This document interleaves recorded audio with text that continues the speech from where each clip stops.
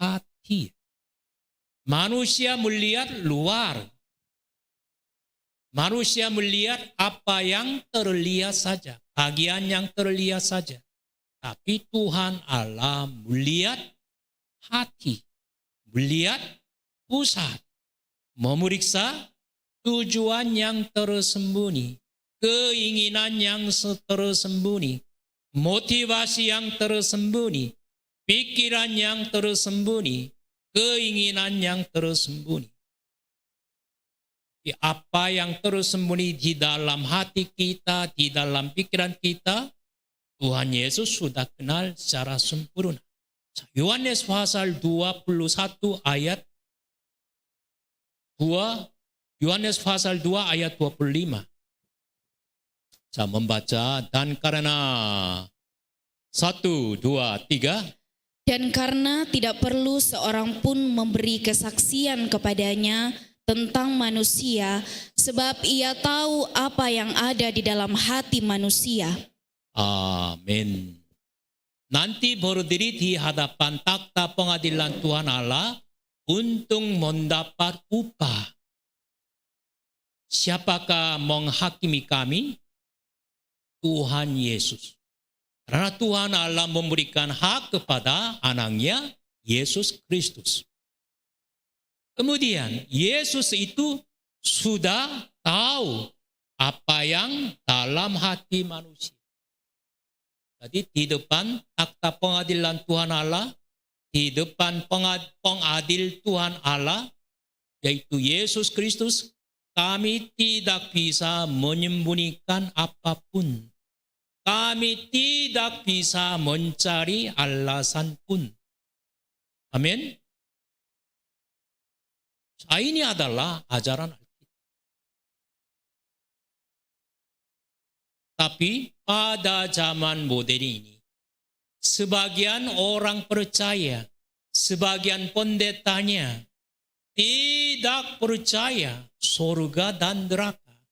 Tidak percaya pasti kami akan berdiri di hadapan takhta Tuhan Allah, atau pasti berdiri di hadapan takhta putih untuk dilemparkan ke dalam neraka setelah dihakimi.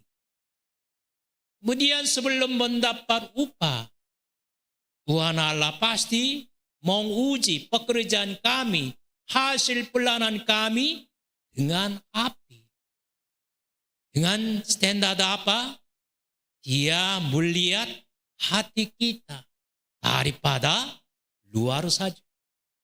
Jadi dia memeriksa motivasi yang tersembunyi, keinginan yang tersembunyi, kemauan yang tersembunyi, rencana yang tersembunyi, tujuan yang tersembunyi, pikiran yang tersembunyi. Nah, seperti sebagian hamba Tuhannya tidak percaya surga dan neraka. Tidak percaya kami akan berdiri di hadapan takhta pengadilan Tuhan Allah, atau berdiri di hadapan takhta pengadilan putih untuk orang yang belum percaya. Ada dua macam pandangan untuk pelayanan misi, untuk pelayanan gereja. Yang pertama, ada pendeta, ada orang percaya yang berfokus pada hari Tuhan Yesus. Ayat 14, coba ayat 14. Seperti yang telah kamu pahamkan sebagiannya dari kami, yaitu bahwa pada hari Tuhan Yesus kamu akan bermegah atas kami, seperti kami juga akan bermegah atas kamu.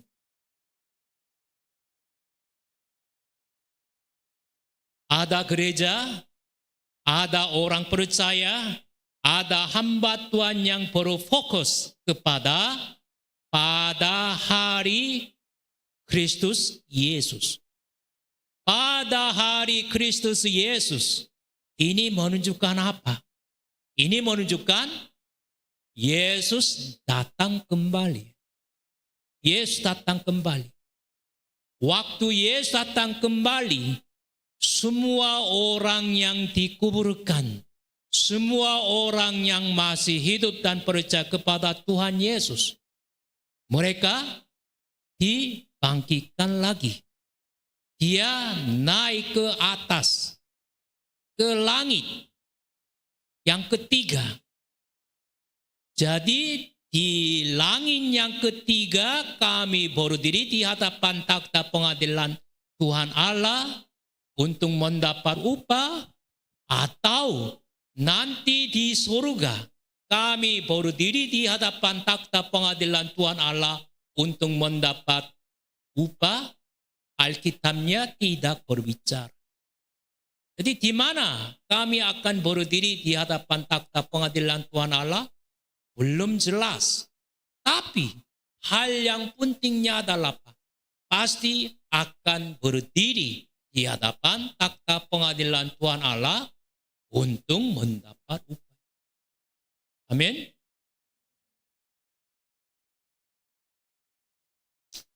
Ini artinya apa?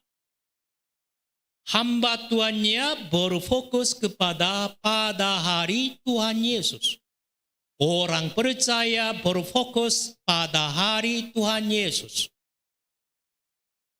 Pelayanan berfokus pada hari Tuhan Yesus. Ini artinya apa? Sebelum berkhotbah, sebelum mengajar firman Allah, sebelum membantu orang yang miskin, sebelum melayani pelayanan gereja, dia pasti mengingat fakta yang akan terjadi.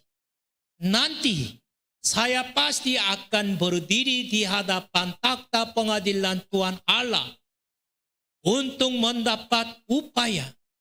Tapi sebelum mendapat upah, pasti hasil pelayanan saya, hasil pelayanan kebenaran firman Allah saya, hasil pelayanan yang sudah dilakukan dalam seminarnya, apakah itu diuji oleh api, maka akan terbakar atau bisa bertahan ujian api. Apakah sebelum saya mengajar firman Allah, sebelum saya melayani pelayanan firman Allah, sebelum saya membantu orang yang lain, sebelum berdoa syafaat untuk orang yang lain, motivasi itu berasal dari mana? Tujuan itu berasal dari mana? Tujuan itu untuk siapa? Untuk menjadi masyhur? Untuk menjadi terkenal? Untuk bermegah? Ataukah hanya memuliakan nama Tuhan Allah saja? Hanya bermegah pekerjaan Roh Kudus saja? Hanya bermegah pekerjaan Tuhan Allah saja? Lebih dahulu memeriksa motivasi yang tersembunyi sendiri. Lebih dahulu mencoba memikirkannya. Kali ini saya melayani dengan sungguh-sungguh dalam seminarnya. Apakah nanti di hadapan takhta pengadilan Tuhan Allah, pekerjaan itu tidak bisa terbakar atau secara gampang terbakar? Ini adalah apa? Berfokus pada hari Kristus Yesus. Tapi yang lainnya, berfokus hari ini, berfokus sekarang, berfokus dunia ini.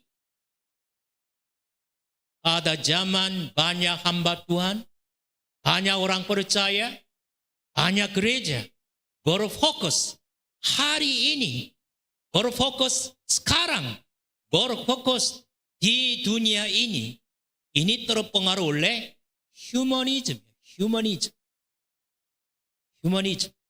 Humanismenya mengutamakan keinginan manusia, mengutamakan kemampuan manusia, mengutamakan keadaan manusia di dunia ini daripada berfokus kepada Tuhan Allah.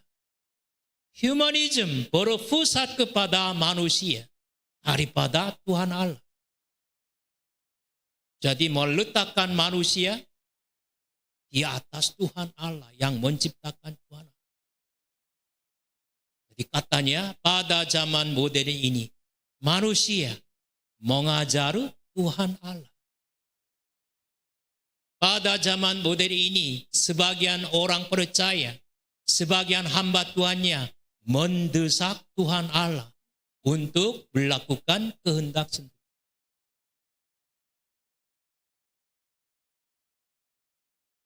Gereja atau hamba Tuhan atau pelayanan yang berfokus kepada hari ini, berfokus sekarang, berfokus di dunia ini, mereka pasti memperhatikan pertumbuhan gereja, pertumbuhan misi, pertumbuhan pelayanan gereja sendiri.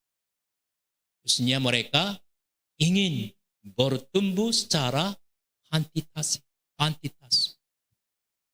Jadi banyak hamba Tuhan berkumpul, banyak kali hamba Tuhan berkumpul, kemudian berbicara tentang apa? Gereja Bapa hari Minggu, berapa banyak orang hadir? Ini pertanyaan biasa. Baru-baru ini hari Minggu berapa banyak anggota jemaatnya ikut kebaktian? Kemudian tahun yang lalu jumlah anggaran total berapa rupiah? Oh, tahun yang lalu semua anggaran bagi gereja saya adalah 1M. Oh, 1M. Gereja saya 5M. 5M saja. Gereja saya 10M. Begitu banyak uangnya dipakai untuk apa? Tentang itu tidak berbicara. Jumlah anggarannya berapa rupiah? Kemudian mereka saling berbicara tentang pengalaman. Saya pernah membangun Godong Gereja 5 kali. Saya pernah membangun Godong Gereja 1 kali. Saya tahun yang lalu selesaikan membangun Godong Gereja sebelum menjadi pensiun. Biaya total dipakai 100M. 100M. Coba datang untuk melihat. Orang yang pernah melihat dan bicara. Wah, ini sama seperti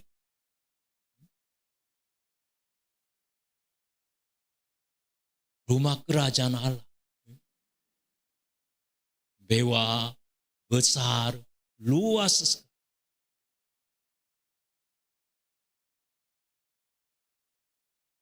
Kemudian, humanism berfokus kehidupan di dunia ini, yaitu kehidupan bahagia. Kemudian kehidupan yang memberikan pengharapan di dunia ini saja. Maka bagaimana berkhotbah? Berkhotbah tentang berkat jasmani. Berkhotbah tentang moral etika. Berkhotbah dengan instruktif daripada Injil. Ini adalah apa? Pelayanan atau khotbah yang berfokus kepada hari ini, sekarang, atau dunia ini. Maka hamba Tuhan, gereja, pelayan yang berfokus kepada hari ini, berfokus kepada sekarang ini, berfokus kepada dunia ini, menghasilkan anggota jemaat yang menjadi manusia duniawi atau manusia daging daripada manusia rohani. Jadi banyak orang berkumpul hari Minggu untuk ibadah, tapi kebanyakan mereka adalah manusia daging. Kebanyakan mereka manusia duniawi. Di antara anggota jemaat gereja yang ikut kebaktian, sekitar 40%-nya adalah manusia duniawi. Ini laporan tentang gereja Korea. Walaupun datang ke gereja dan ikut kebaktian, berdoa juga, tapi sebenarnya apa? Sama seperti non-Kristen. Sama seperti orang yang tidak percaya kepada Yesus. Dengan kata yang lain, Kristen KTP. Berapa persen? 40%. Kemudian yang lainnya, kebanyakan yang manusia daging. Memang kelihatannya sudah dilahirkan kembali. Kelihatannya sudah diselamatkan. Tapi apa? Masih baby Christian secara rohani. Belum dewasa secara rohani.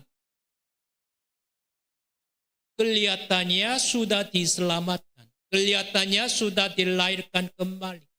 Tapi pola pikirannya masih sempit. Pola pikirannya masih pendek. Pola pikirannya masih egosentris. Sebelum memutuskan sesuatu, sebelum melakukan sesuatu, tidak satu kali pun, tidak sebentar pun, tidak memperhatikan orang-orang yang lain.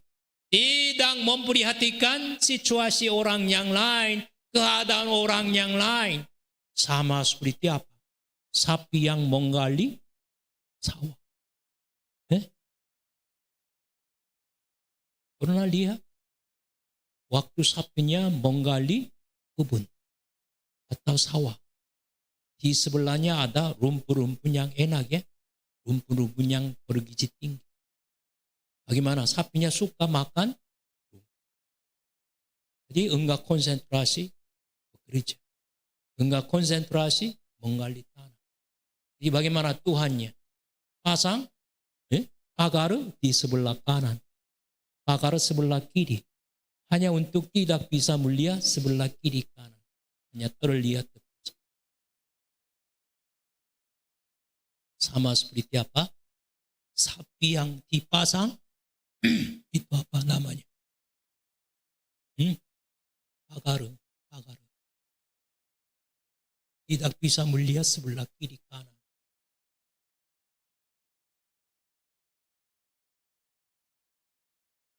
Pemimpin rohaninya percaya menjadi pemimpin, tapi pola pikirannya pendek, sempit, egosentris. Saya usulkan pulang kampung, kemudian mulai menjual semangka saja. Enggak boleh.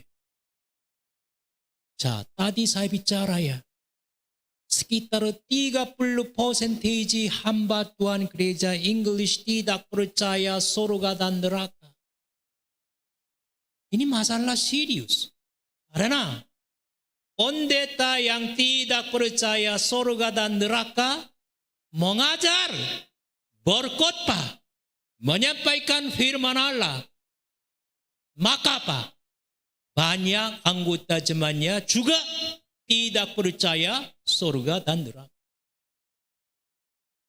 Ini sama seperti orang buta menuntun orang buta yang lain.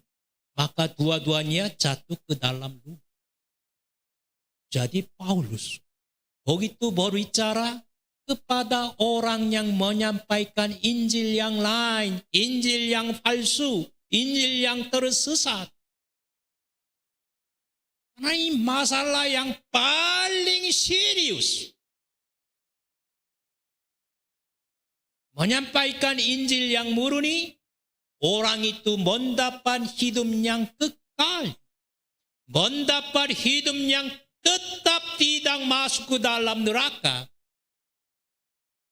Tapi menyampaikan Injil yang tersesat, menyampaikan Injil yang palsu, orang-orang yang mendengar, orang-orang yang menerimanya tetap masuk ke dalam neraka. Jadi Paulusnya sudah menyadari Injil dengan tetap.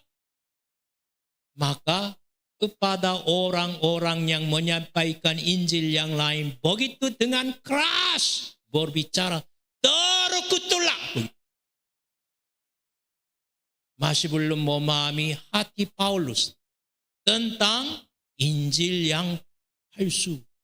Saudara-saudara sendiri masih belum menyadari Injil secara mendalam. Waktu mendengar hamba Tuhan yang lain, pelayanan yang lainnya tidak menyampaikan Injil yang murni, yang bisa memberikan hidup yang kekal. Di dalam hatinya perlu timbul rasa keras, rasa marah.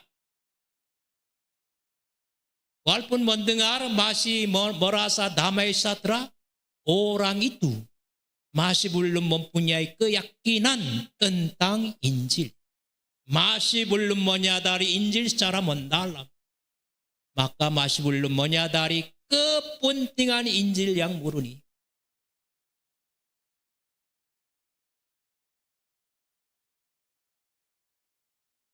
Kemudian orang yang berfokus hari ini, berfokus kepada sekarang, berfokus di dunia ini, mereka tidak memperhatikan manusia rohani. Orang yang belajar Injil, orang yang mendengar Injil oleh Roh Kudus, dilahirkan kembali. Pada saat itu dia sama seperti baby Christian, anak kecil secara rohani. Tapi terus minum susu seperti itu. Terus menerus makan santapan rohani, yaitu belajar firman Allah, mendengar firman Allah. Kemudian menjadi dewasa. Iman timbul dari pendengaran. Pendengaran itu dari firman Kristus. Semakin dewasa. Melalui proses naik turun. Dan suatu hari, secara praktis, bukan dengan mulut saja, saya hanya hidup untuk Yesus Kristus. Ini adalah conversion. Memutuskan hidup sesuai dengan kehendak Tuhan Allah saja. Yesus Kristus sudah membeli aku dengan mencurahkan darahnya di atas kayu salib. Kemudian Yesus sudah memperlihatkan kasih yang luar biasa untuk dosa-dosaku. Maka saya menerima Yesus sebagai Tuhanku. Saya hidup sebagai hamba untuk Yesus Kristus. Kemudian hanya menurut kehendak Tuhanku Yesus Kristus. Secara praktis, keputusan perubahan yang luar biasanya perlu terjadi di dalam kehidupan saudara-saudara. Ini adalah conversion. Perubahan. Pasti perlu. Setelah itu, sebagai manusia rohani, bisa hidup sesuai dengan kehendak Tuhan.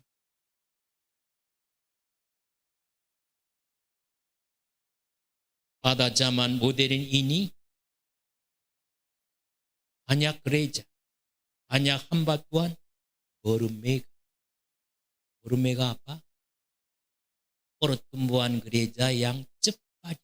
Pertumbuhan gereja yang cepat.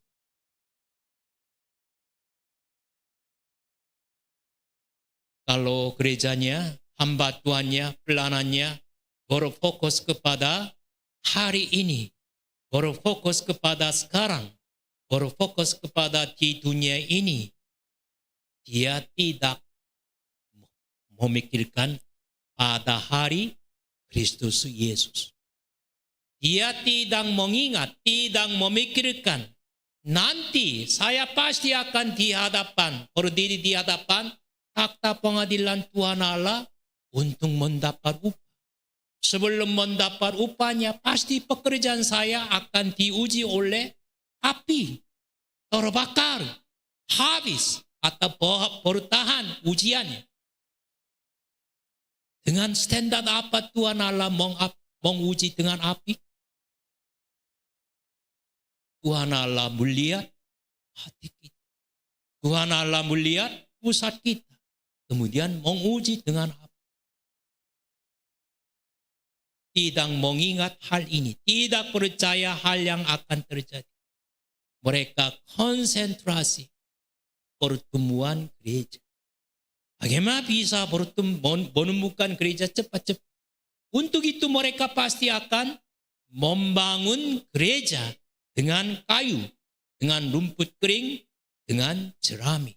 Oleh karena dengan kayu, dengan rumput kering, dengan jerami, membangun pada waktu itu cepat-cepat bisa membangun gereja.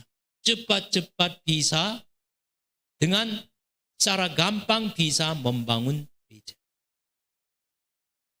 Mereka tidak memikir. Walaupun secara gampang atau dengan cepat-cepat membangun gereja. Maka kelihatannya besar. Tapi di hadapan takhta pengadilan Tuhan Allah akan diuji oleh api. Pada waktu itu semua pekerjaannya, semua hasil pelayanan gerejanya terbakar habis. Jadi tidak ada upah.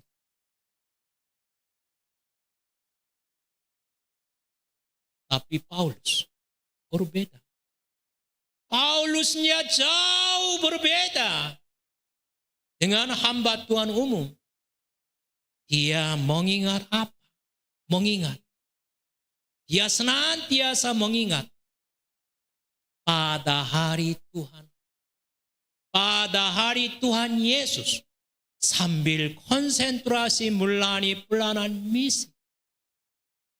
Sambil dianiaya dalam pelayanan misi, senantiasa mengingat apa? Pada hari Yesus Kristus. Nanti di hadapan takhta pengadilan Tuhan Allah, di depan Bima, bagaimana pelayanan saya diuji, bisa bertahan diuji oleh apa?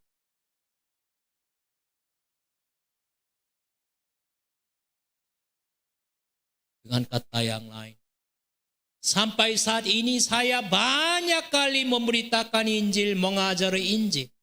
Secara konkretnya, di daerah Korintus, Paulus memberitakan Injil.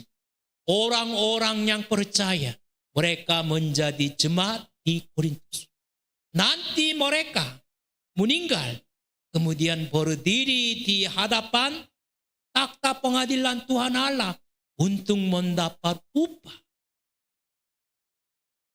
Orang-orang yang mendengar Injil dari saya, orang-orang yang belajar Injil dari saya di daerah Korintus, di daerah Mamasa, nanti mereka berdiri di hadapan takhta pengadilan Tuhan Allah untuk mendapat upah sambil mengingat hal itu. Paulus nyapa, berbicara, kamu akan bermegang atas kami. Kamu sekalian akan bermegang atas aku, Paulus. Kamu sekalian akan menjadi megaku. Amin. Nah, tentang itu Paulus berbicara. 1 Tesalonika pasal 2 ayat 19 sampai 20. Kita membaca bersama-sama. 1, 2, 3. Sebab siapakah pengharapan kami atau sukacita kami atau mahkota kemegahan kami di hadapan Yesus Tuhan kita pada waktu kedatangannya, kalau bukan kamu, sungguh kamulah kemuliaan kami dan sukacita kami. Kamulah kemuliaan kami dan sukacita kami. Kapan? Waktu Yesus. Tingkat meganya jauh berbeda dengan kami. Saudara-saudara, di dalam hati yang mendalam kadang-kadang timbul keinginan untuk bermega. Enggak?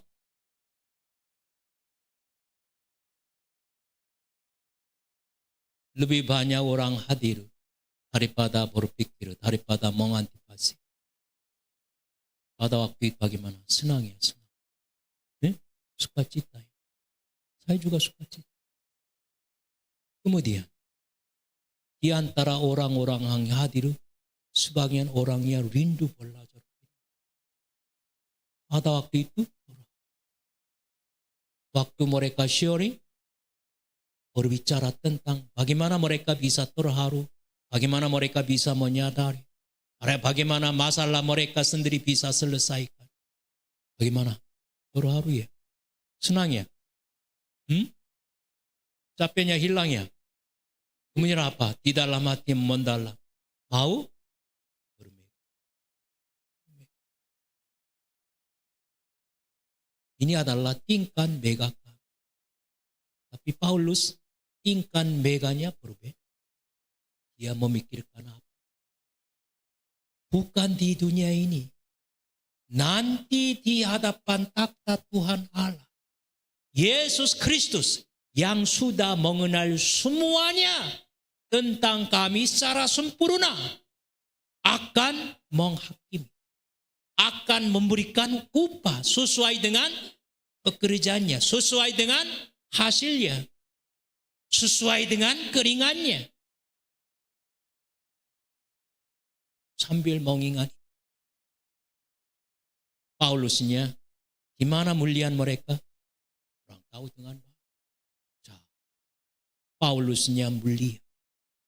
Semua orang yang pernah mendengar Injil dari Paulus, pernah belajar Injil dari Paulus, mereka percaya dengan baik. Maka semuanya berdiri di hadapan takhta pengadilan Tuhan Allah, yaitu bima untuk mendapat upah sesuai dengan pekerjaan mereka. Tapi mereka belajar Injil dengan sungguh-sungguh, maka mulani, maka hidup dengan motivasi yang murni. Maka apa? Walaupun pekerjaan mereka dicobai oleh api, semuanya bertahan. Sedikit pun tidak terbakar. Sambil memandang itu, Paulusnya berbicara, kamu akan berbega atas kami. Kamu sekalian adalah megaku. Hanya beberapa orang lebih banyak hadir jadi mau bermega. Hanya beberapa orang saja kelihatannya konsentrasi belajar, maka bermega. Beberapa orang masalahnya selesai, maka mau bermega. Tingkat mega kami, tingkat mega Paulusnya jauh. Di sini konsentrasi belajar selama 3. Dia sampai meninggal terus konsentrasi belajar. Siapakah jamin? Jadi di tempat pelayanan misi, sukacita, dukacita jangan. Mau bersukacita, mau menikmati sukacita. Sedikit-sedikitnya 1 bulan lewat, 2 bulan lewat, kemudian coba hubungi lagi ke tempat pelayanan misinya kepada beberapa tokoh yang mempengaruhi atau mempunyai informasi cukup banyak. Bagaimana setelah selesai seminar? Ada perubahan? Coba tanya. Ada waktu itu, dulu hanya 50 orang saja hadir. Tapi setelah selesai seminar, 1 bulan lewat, 2 bulan lewat, tapi 80 orang. Di antara mereka dulunya belum pernah datang ke gereja untuk ibadah. Tapi orang-orang yang baru mulai beribadah kepada Tuhan. Dulu di antara 50 orang, sekitar 30 orangnya mengantuk sambil mendengar khotbahnya.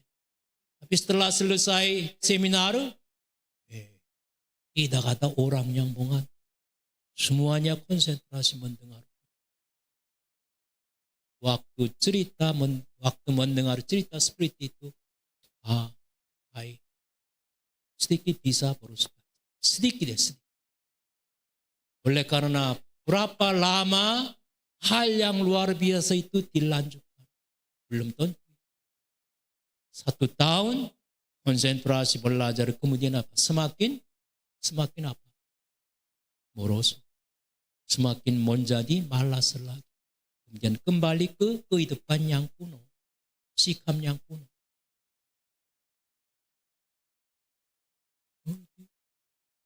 Jadi sambil mengajar firman Allah, sambil memberitakan Injil, seperti Paulus. Hari ini orang-orang yang hadir, mereka mendengar Injil, belajar Injil.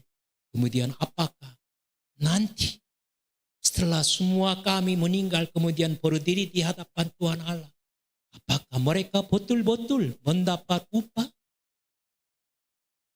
Atau semua pekerjaannya terbakar, maka merasa malu walaupun diselamatkan. Sambil fakta ini, mengingat fakta ini, kemudian memandang, perlu mengajar. Ini adalah mega Paulus tentang orang-orang yang percaya. Paulusnya bermega 3 hal. Yang pertama, dia bermega apa? Paulusnya bermega bermega handphonenya, HP. Paulusnya bermega yang pertama apa? Injil ya, Injil. Ayat 12. Inilah yang kami megahkan, yaitu bahwa suatu hati kami memberi kesaksian kepada kami bahwa hidup kami di dunia ini, khususnya dalam hubungan kami dengan kamu, dikuasai oleh ketulusan dan kemurnian dari Allah, bukan oleh hikmat duniawi tetapi oleh kekuatan kasih karunia Allah. Paulusnya bermega kekuatan kasih karunia Allah. Kasih karunia Tuhan Allah, kekuatan kasih karunia Tuhan Allah ini menunjukkan apa? Injil ya, Injil. Paulusnya bermega atas Injil saja. Maka dia mengakui bahwa semua hal yang dihargai tinggi di dunia ini, dia menganggap sebagai sampah.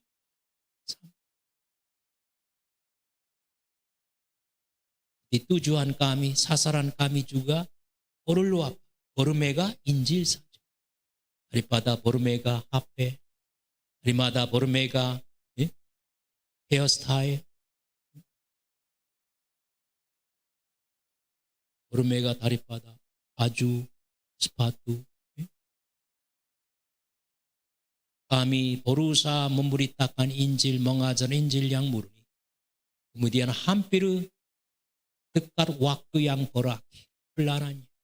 Kemudian memandang belakang. Sampai saat ini sekitar 30 tahun lamanya, 40 tahun lamanya, 50 tahun lamanya. Saya berusaha mengajar atau memberitakan Injil yang murni saja.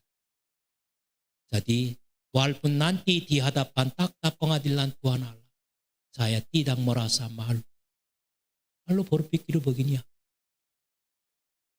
pelayanan itu, ongkos pahit, hamba Tuhan itu merasa berubah. Hamba Tuhan yang menjadi hamba Tuhan yang di orang itu mengakui seperti ini. Di belakang 2 Korintus pasal 4 ayat 2.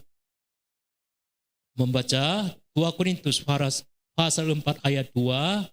Tetapi kami menolak. Membaca bersama-sama, 2 saja. 1, 2, 3. Tetapi kami menolak segala perbuatan tersembunyi yang memalukan. Kami tidak berlaku licik dan tidak memalsukan firman Allah. Sebaliknya kami menyatakan kebenaran dan dengan demikian kami menyerahkan diri kami untuk dipertimbangkan oleh semua orang di hadapan Allah. Amin.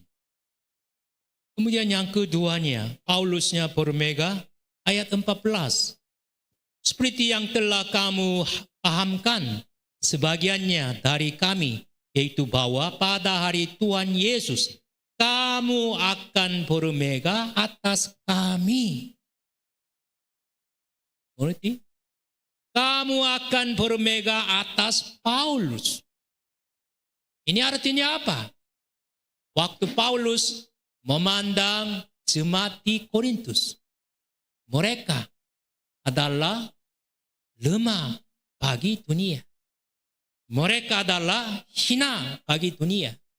mereka tidak berarti bagi dunia. Itu mereka termasuk lapisan yang rendah. Tapi Yesus Kristus mati untuk mereka. Yesus membeli mereka dengan mencurahkan darahnya di atas kayu salib. Maka secara duniawi mereka adalah orang yang terhina, mereka adalah lemah, mereka bisa diabaikan. Tapi Yesus berdarah untuk mereka. Kalau itu mereka jiwa-jiwanya lebih tinggi, lebih penting daripada seluruh dunia ini. Amin. Apalagi waktu Yesus datang kembali, tubuh mereka yang hina akan berubah menjadi tubuh yang mulia, sama seperti tubuh Yesus Kristus. Amin. Betapa mereka bermegah atas Paulus. Amin. Amin. Saudara-saudara coba mengingat. Sampai saat ini di dalam pelayanan gereja, di dalam seminar, saya banyak kali mengajar Injil yang murni. Di antara orang-orang yang hadir dan mendengar Injil dari saya, mereka nanti berdiri di hadapan takhta pengadilan Tuhan Allah untuk mendapat upah. Waktu diuji oleh api, pekerjaan mereka tidak terbakar. Mereka semuanya penuh sukacita. Pada waktu itu, saudara-saudara, melihat mereka. Bagaimana mereka bermegah. Amin. Mendapat hidup yang kekal. Mendapat hidup yang kekal yang tetap tidak masuk ke dalam neraka. Apalagi mereka mendapat upah yang tidak layu, tidak habis. Jadi di surga selama-lamanya mereka bisa bersukacita, selama-lamanya mereka bisa bergembira sambil bersukacita, bergaul dengan Yesus. Coba memandang betapa mereka. Kemudian yang ketiga apa di sini? Ayat 14b. Seperti kami juga akan bermegah atas kamu. Seperti kami juga akan bermegah atas kamu. Sambil mendapat upah di hadapan takhta pengadilan Tuhan Allah, yaitu di depan imam. Saudara-saudara teringat siapa? Jemaat-jemaat di Korintus. Di hadapan takhta pengadilan Tuhan Allah sambil mendapat upah. Mereka teringat siapa? Teringat siapa? Guru Injil Windy? Teringat siapa? Paulus. Karena Paulusnya memberitakan Injil. Mengajar Injil kepada anggota jemaat gereja Korintus. Tuhan terima kasih. Oleh karena apa? Mengutus Paulus ke daerah Korintus, maka dia menginjili, mengajar Injil, maka kami sekarang bisa berdiri di hadapan takhta pengadilan Tuhan Allah, mengajar Injil dengan sungguh-sungguh, maka kami sesuai dengan ajaran Injil, hidup melayani pelayanan Tuhan Allah, maka mendapat upah yang tidak terbakar.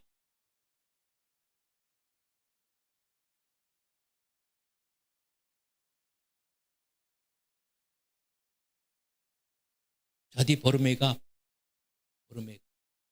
Tuhan Allah mengirim, Tuhan Allah mengutus hamba Tuhan yang setia kepada kami. Ini menjadi apa? Mega mereka. Nanti anggota jemaat gereja-gereja di Mamasa berdiri di hadapan takhta pengadilan Tuhan.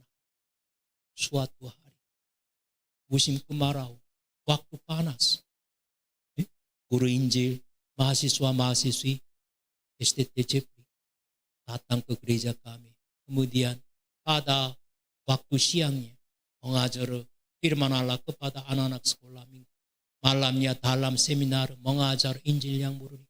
Pada waktu itu saya mendengar Injil, menyadari Injil, percaya dengan sungguh-sungguh. Kemudian sekarang menjadi berdiri di hadapan takhta pengadilan Tuhan sambil mengingat siapa orang pemuda-pemudi yang pernah mengajar Injil. Jadi apa? Pemuda-pemudi yang diutus dari Yayasan Pendidikan Dunia Gembiranya apa? Mega. Mega mereka yang menjadi mega mereka. Kalau saudara-saudara, nanti berdiri di hadapan takhta pengadilan Tuhan Allah, saudara-saudara mengingat siapa?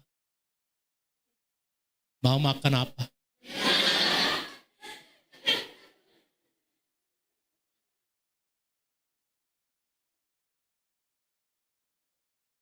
Sebelum saya menyadari Injil yang murni, saya belum pernah bertemu dengan hamba Tuhan yang mengajar Injil yang murni,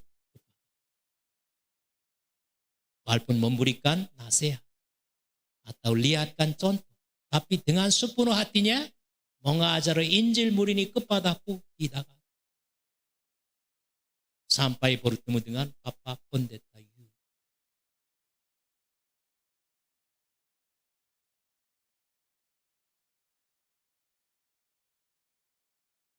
Saudara-saudara yang kekasih,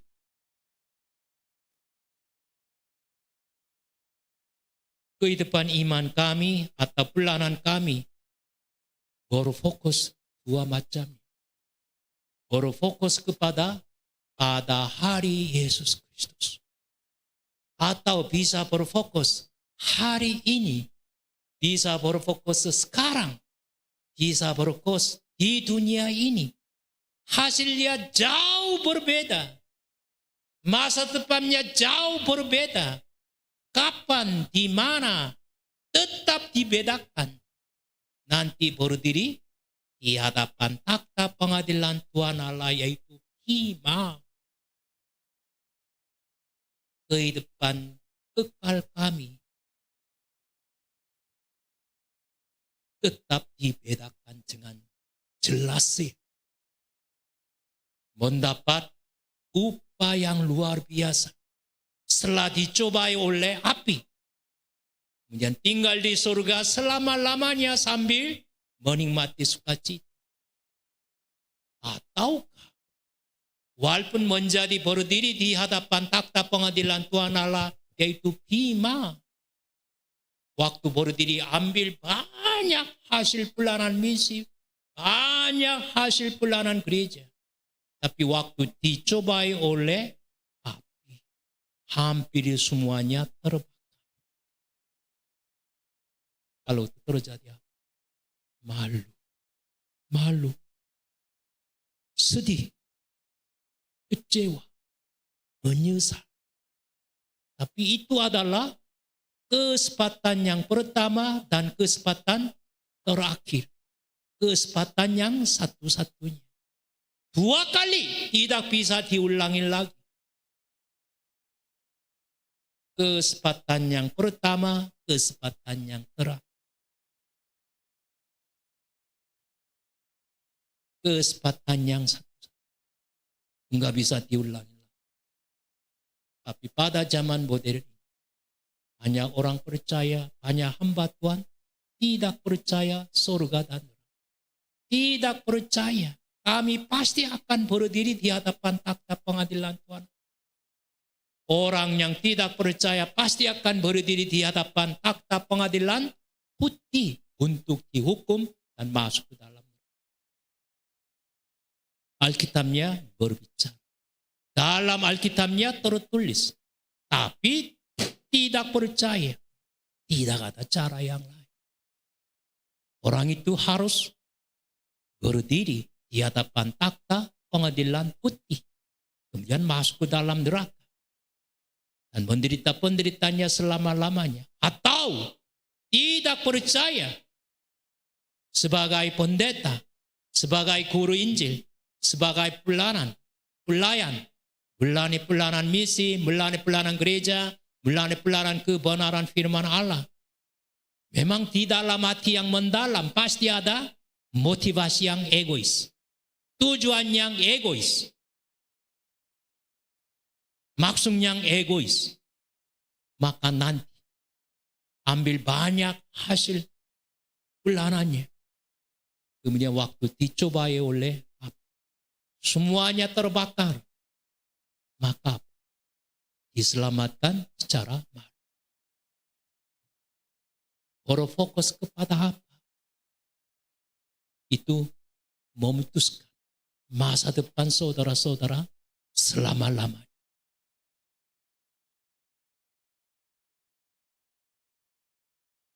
Saya harap pada hari Tuhan Yesus Kristus, saudara-saudara semuanya mendapat hadiah yang luar biasa.